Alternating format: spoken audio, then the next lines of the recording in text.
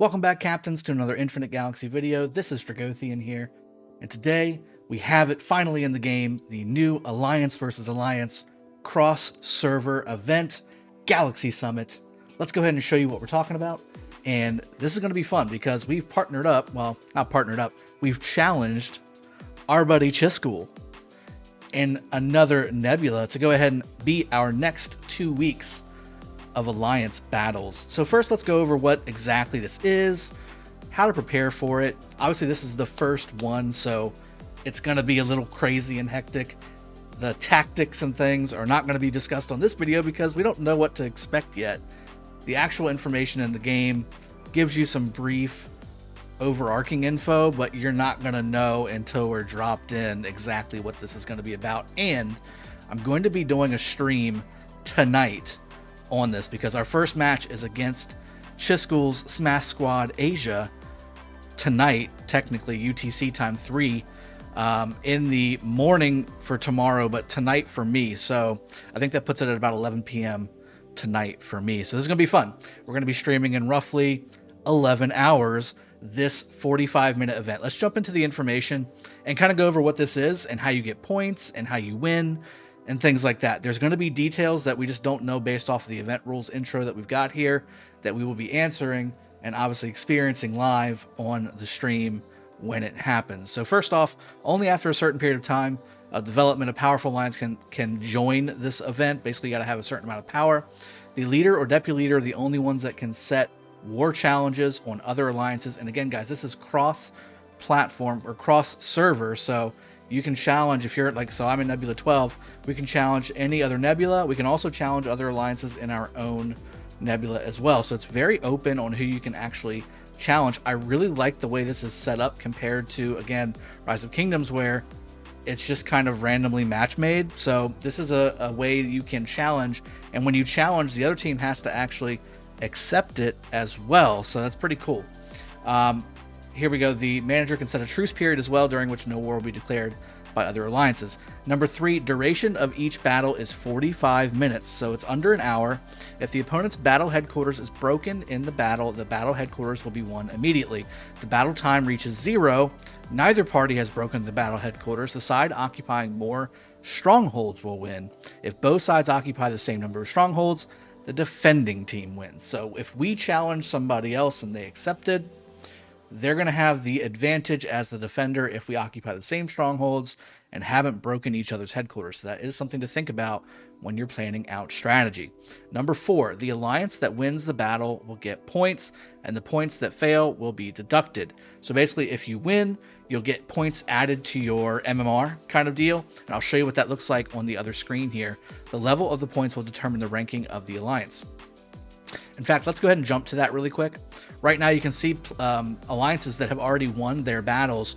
You start out at MMR 13,000, and then you can go up, and that's 13,956, and then you can go down as well. Now, I don't see any down in the top 100 just because there's more than 100 alliances, but I'm assuming the ones that lost are in the 12,000, I don't know, 100 range to 12,000, and let's see the lowest one here.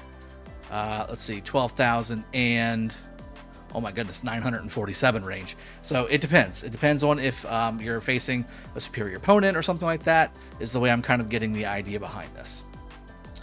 Commander will also receive personal points based on his performance in battle, and there is individual and alliance rankings in this event. So really, really cool. You can see who's contributing and who's got work to do, because, and I feel like I'm going to fall into that middle category where I'm going to contribute, but I think I also don't have the best tech and warships that some of the other players in my alliance have. So I'm going to be kind of in that middle in between where I'm going to be doing some stuff, trying to be disruptive and try to do the best I can with what I got. Only members who have joined the alliance, this is an interesting thing, and you got to be careful with this. Only members who have joined the alliance for more than 1 week can participate in the war. So if you're hopping alliances, transferring resources, or if you're hopping alliances, to play with other players, this would be a detriment to you, because that means you won't be able to join in the Galaxy Summit event because you haven't been in an alliance for a week. So just something to keep in mind. And the airport of the participating members will be in a protected state. Number 7, Star River Vertex. I think this is just the name of a mechanic inside of this. There's a couple pieces in here that are not quite translated right, so I'm going to talk to the developers and see if I can help translate some of this stuff for them. But no loss throughout the journey. So that means you don't actually lose anything warship wise. The warships destroyed in the battle will all be restored after the battle. So again, this is not a slightly and severely wounded only case. You do actually lose your warships in this event, but then they're restored to you. So it behooves you to not only have enough troops or have enough warships to start, but also have enough warships to get through an entire battle, because you may lose warships that you won't have access to repair during the event. The use of battle gains during the battle, this is another important thing. During the battle will not take effect. If necessary, please use it before the battle. So make sure you do your buffs before the battle starts. If you don't do the buffs before the battle starts, you will not be able to do them, and you'll be at a disadvantage. This is going to be your attack, defense, health buffs, your fleet expansion buffs, things like that. When our fleet enters an empty stronghold or defeats all enemy forces in the stronghold, it can gain control of the area where the stronghold is located. So you're capturing territories, evidently. To occupy an area, you must first occupy at least an adjacent area. So you can't just go from here over to here. You need to go here, here, here, here, here. It needs to be sequenced. To occupy an area, you first occupy at least an adjacent area. If the battle is in progress, all adjacent areas, the area is occupied by the enemy before the end of the battle. So no matter what the outcome of the battle is, no control of the stronghold can be obtained. This is a little fuzzy to me. I don't recognize exactly everything here. It just, to me, from what I'm seeing, it's basically stating you can't just jump around and grab territories. You have to work your way there, because you have to control the previously adjacent territory to get there.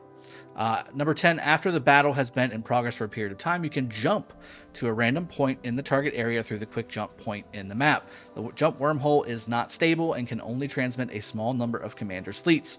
I would recommend coordinating with your team, making sure that the folks that are going to be doing this are going to be the ones that are heavy and can kind of operate on their own, instead of the smaller players or even the middle players like me, who could probably do a little bit of damage on their own, but could easily get overwhelmed. Number 11, Star River Peak. It's the same kind of thing here.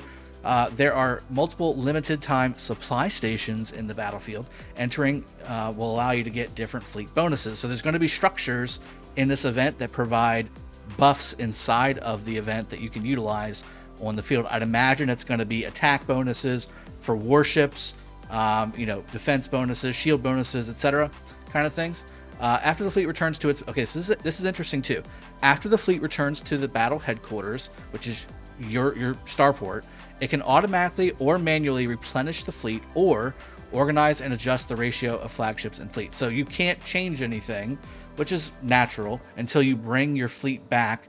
And then once it's back at your spaceport, or if there is an actual separate battle headquarters, then you can adjust your stuff at that point. However, after the commander chooses to enter the battlefield and form a fleet, then return to the airport to build, repair, collect ships or flagships, none of them can be brought into the Battle of Galactic Peak. To me, this means that you may actually only be able to bring one fleet to the battle at a time, is the way this reads to me. It's not guaranteed. I think, again, there's a little bit of fuzzy verbiage here, but it looks like to me you may only be able to bring one fleet at a time to the battlefield. Once you return with that one fleet, then you can adjust it or change fleets or whatever you want to do. Something to think about. All fleets are parked in the airport before the commander can join the battlefield. There you go.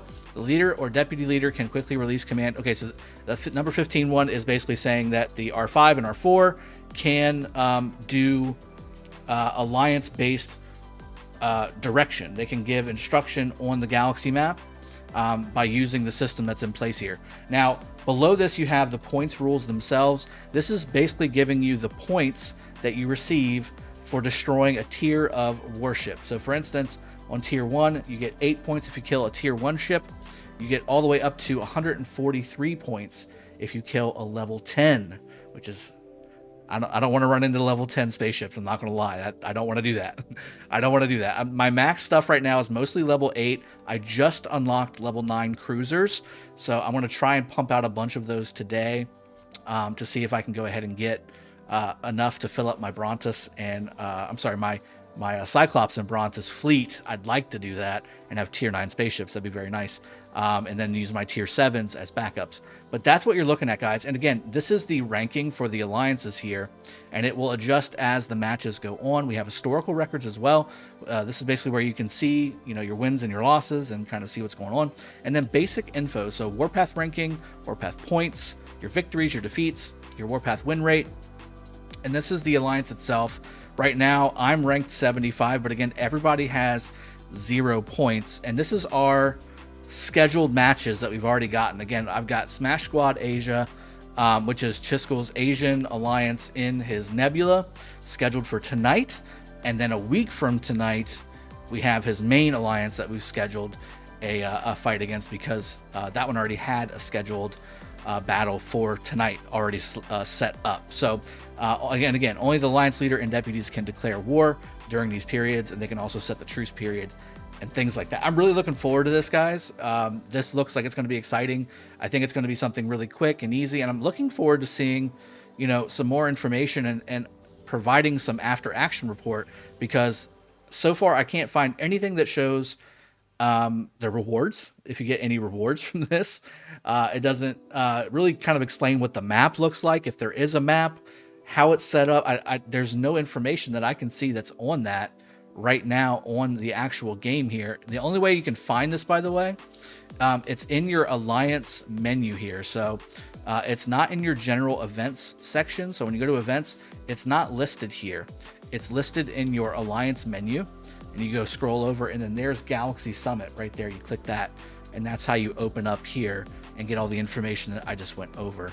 But again, I don't see anything else that really shows you kind of what's going on, or any kind of a map situation or anything like that. So I'm really curious to see, you know, if, you know, how this works. I'm really curious to see how it works. I'm looking forward to showing it to you live. We can go through the learning process together, and hopefully I can provide a nice, fun battle video stream for you guys so you can enjoy the game, and we can learn together. So hope you guys have enjoyed. I'll see you guys next time. Cheers. Have a good one, and take care.